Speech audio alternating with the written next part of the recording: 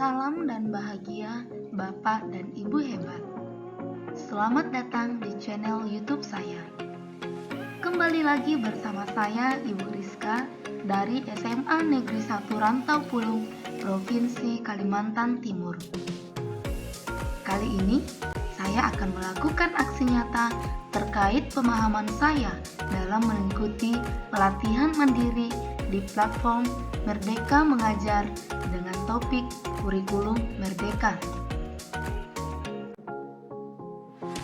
Bapak dan Ibu, tujuan dari pelatihan Kurikulum Merdeka ada 4. Yang pertama, pemahaman kurikulum dan pembelajaran. Yang kedua, murid sebagai pusat pengembangan kurikulum. Yang ketiga, pembelajaran berdasarkan prinsip pembelajaran paradigma baru. Dan yang keempat, struktur pembelajaran mendorong murid merdeka belajar. Dalam pelatihan ini ada 2 modul. Modul yang pertama adalah kurikulum dan modul yang kedua adalah kurikulum merdeka. Baik Bapak Ibu, kita langsung masuk dalam modul yang pertama, yaitu kurikulum. Pada modul ini ada 2 materi yang akan kita bahas. Yang pertama tentang kurikulum dan yang kedua kurikulum dalam pembelajaran.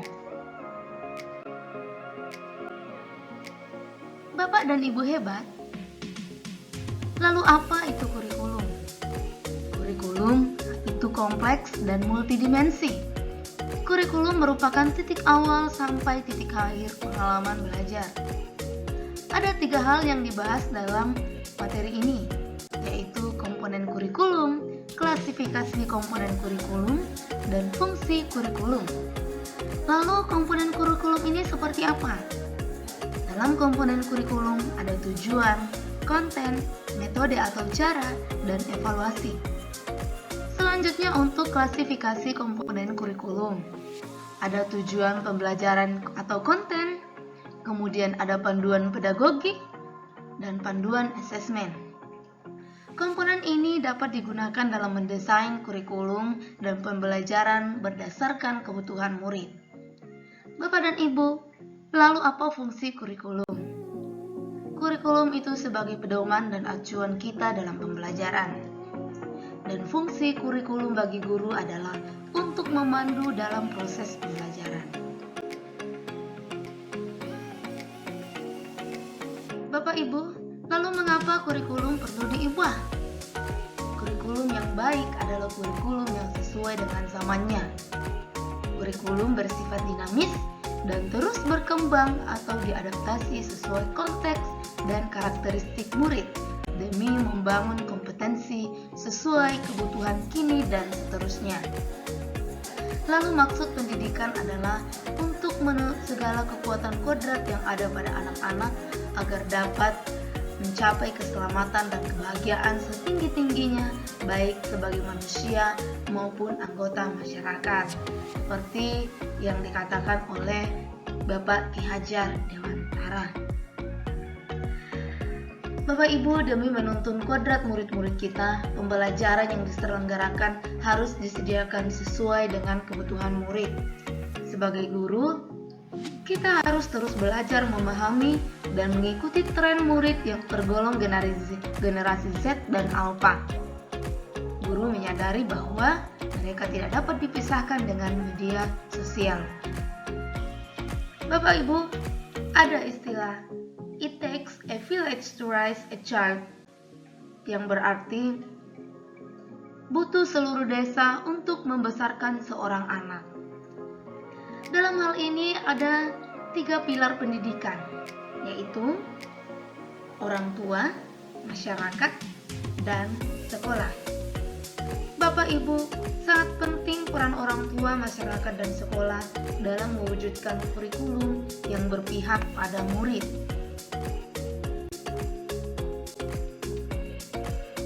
Lalu mengapa kurikulum itu perlu diadaptasi? Konteks satuan pendidikan yang beragam membuat banyak hal tidak mudah diimplementasikan di kelas. Itulah sebabnya kurikulum yang ditetapkan secara nasional perlu diadaptasi di tingkat satuan pendidikan. Bentuk adaptasi kurikulum harus sesuai dengan kebutuhan murid di sekolah dan diterjemahkan dalam kurikulum operasional satuan pendidikan atau yang disingkat KOSP. KOSP adalah dokumen hidup.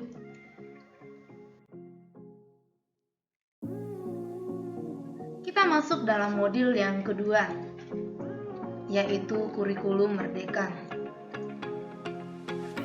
Pada modul ini kita akan belajar bagaimana mengimplementasikan Merdeka Belajar melalui pemahaman pembelajaran dengan paradigma baru dengan menerapkan kurikulum merdeka di satuan pendidikan. Ada 3 materi dalam modul ini. Materi yang pertama adalah prinsip umum pembelajaran, materi yang kedua adalah capaian pembelajaran, dan materi yang ketiga adalah struktur pembelajaran dengan paradigma baru.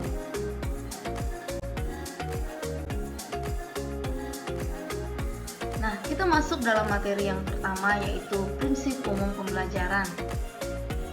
Ada 5 prinsip pembelajaran dalam materi ini. Yang pertama, mempertimbangkan kebutuhan capaian belajar murid saat ini. Yang kedua, membangun kapasitas kebutuhan murid menjadi pembelajar sepanjang hayat. Yang ketiga, mendukung perkembangan kognitif dan karakter murid. Yang keempat, menyesuaikan konteks kehidupan murid. Dan yang kelima, mengarah pada masa depan yang berkelanjutan. Bapak dan Ibu hebat, lalu capaian pembelajaran ada yang pertama,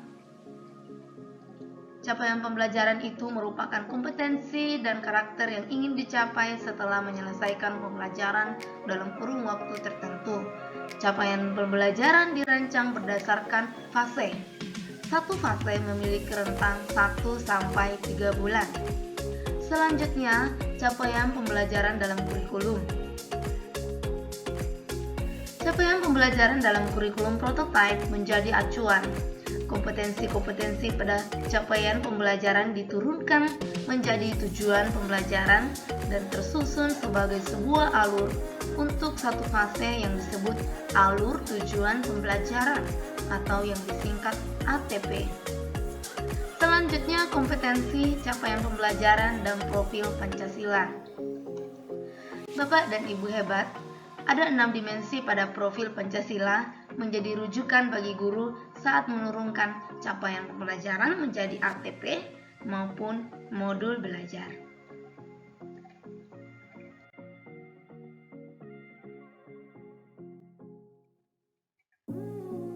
Selanjutnya, struktur pembelajaran dalam kurikulum. Ini adalah materi yang terakhir. Nah, yang pertama adalah untuk golongan PAUD. Pada jenjang PAUD, murid akan belajar melalui kegiatan bermain yang mencakup literasi, numerasi, agama, moral, dan lain-lain. Yang kedua, pada jenjang SD. Pada jenjang SD, mata pelajaran IPA dan IPS dilebur menjadi IPAS. Hal ini didasarkan pada pemikiran anak SD yang sederhana, holistik, komprehensif, dan tidak detail. Yang ketiga, pada jenjang SMP. Pada jenjang SMP, mata pelajaran informatika menjadi mata pelajaran wajib. Dan yang keempat, pada jenjang SMA.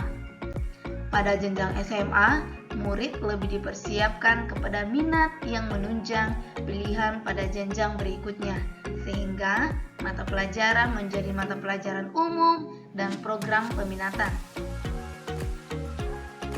Yang berikutnya adalah pada jenjang SMK. Pada jenjang SMK, sekolah dapat mengambil kelompok mata pelajaran vokasi dan prakarya yang berkolaborasi dengan masyarakat dan industri sekitarnya. Dan yang terakhir pada tingkat SLB. Pada jenjang SLB, penggunaan capaian pembelajaran akan berbeda-beda tergantung pada hasil analisis usia murid. Bapak dan Ibu hebat, demikian yang dapat saya sampaikan pada hari ini. Terima kasih untuk perhatiannya dan salam bahagia.